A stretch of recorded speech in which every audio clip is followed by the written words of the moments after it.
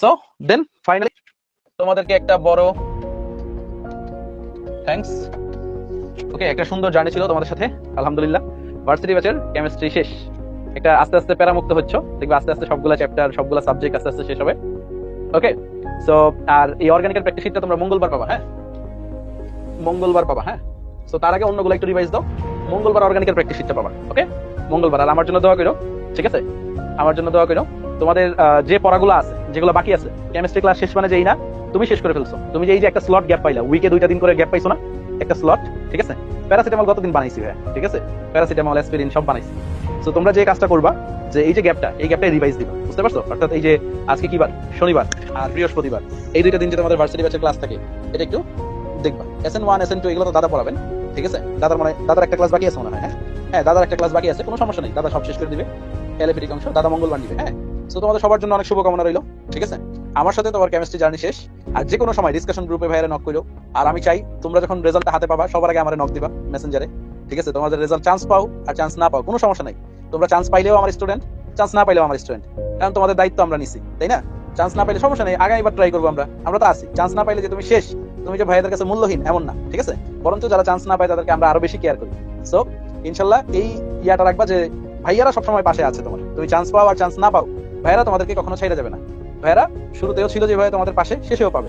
Result একটা just একটা পরিমাপক। 1 ঘন্টার একটা পরীক্ষা কখনোই তোমাকে ডিফাইন করতে পারে না। তুমি যে 12 বছর ধরে পরিশ্রম করতেছো, মনে রাখবা এই 1টা ঘন্টার একটা পরীক্ষা কখনো তোমার জাজমেন্ট হইতে পারে না। ওই 1টা ঘন্টা কারো খারাপ যেতে পারে, ওই 1টা ঘন্টা কারো ভালো যেতে পারে, বাট আল্লাহর কাছে বেশি বেশি দোয়া করবা যেন ওই 1টা ঘন্টা তুমি তোমার বেস্ট আউটপুটটা দিয়ে আসতে পারো। সো এই আমি বেশি কথা বলবো না, এখন শুধু তোমরা রিভিশনের উপরে থাকো। আর আমি যে একটা ছোট্ট কথা বলবো, কন্টেন্ট বেশি মাথায় ঢোকানোর থেকে যেগুলা বেশি বেশি আসে পরীক্ষা, আমি আবারও বলতেছি, তুমি যত পারো এখন কন্টেন্ট কম রাখবা তোমার মাথার ভিতরে। এখন বেশি কন্টেন্ট ঢোকানোর টাইম না, এখন হচ্ছে বেশি বেশি রিভাইজ দেওয়ার টাইম। সো এখন যে প্রশ্নগুলো বেশি বেশি আসে ওইগুলাই, মানে তোমার মন তোমাকে বলবে তোমার মনে হয় অনেক কম পড়া হয়েছে, অনেক কিছু মনে বাকি আছে, বাট না ভাই, বিশ্বাস করো, আমরা তোমাদের যে কেমিস্ট্রি পড়াইছি, এই যে কেমিস্ট্রি গুলো পড়াইছি, এই যে শুরু থেকে আজ পর্যন্ত, আমি মনে হয় আমার এডমিশন টেস্টে এর মনে করো 100 ভাগের 20 ভাগও পড়ি নাই। মানে আমি যখন স্টুডেন্ট ছিলাম এর 100 ভাগের 20 ভাগও পড়ি নাই। তাতে কি হয়েছে? আমাদের কি চান্স হয় নাই ভাই? চান্স তো হয়েছে। আসলে চান্স পাইতে এত বেশি পড়া লাগে না, বা এত কন্টেন্ট মাথায় রাখা লাগে না। যে কন্টেন্ট গুলা বেশি বেশি আসে, যে টাইপ গুলা বেশি বেশি আসে, এগুলাই বারবার পড়ো। ঢাবিতে দেখো কোন টাইপ গুলা বেশি বেশি আসে, তারপর জাহাঙ্গীরনগরে দেখো কোন টাইপ গুলা বেশি বেশি আসে। প্রত্যেকটা বিশ্ববিদ্যালয়ে আলাদা প্যাটার্ন আছে। জাহাঙ্গীরনগরের একটা আলাদা প্যাটার্ন, রাজশাহীর একটা আলাদা প্যাটার্ন। কেউ তার প্যাটার্নকে নষ্ট করে না, কেউ তার প্যাটার্ন থেকে বের হইতে চায় না। তোমাকে কি করতে হবে? জাস্ট ওই প্যাটার্ন গুলা বারবার ফলো করতে হবে। ঢাবিতে দেখবা কিছু টাইপ থেকেই বেশি বেশি প্রশ্ন আসতেছে, ওইগুলাই বারবার পড়ো।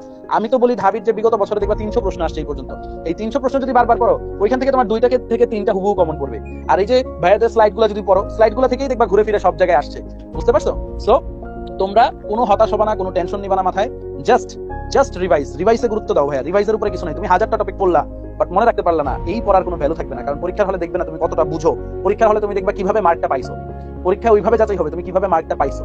এখন তুমি 1000 বুঝে একটা জিনিস মার্ক পাইলা বা একটা মুখস্থ করে দিলা, কোনো পার্থক্য নাই। জাস্ট এটা একটা প্রতিযোগিতা। সেই কারণে মনে করো কিছু জিনিস আছে এখন বুঝতে পারবে না তুমি, বা বুঝার পিছনে টাইম ওয়েস্ট করার দরকার নাই। কিছু জিনিস তুমি দরকার হলে মুখস্থ করে ফেলো। আমার সময় এমন হয়েছে, অনেক ম্যাথ বুঝি না, কিভাবে প্রসেসে আসছে, ম্যাথের উত্তর মুখস্থ করে ফেলছি। সো এই জিনিসগুলো মনে করো এখন যতটা তুমি মাথায় মনে রাখতে পারো, মেমোরিটা যত স্ট্রং করতে পারো, বুঝতে পারছো?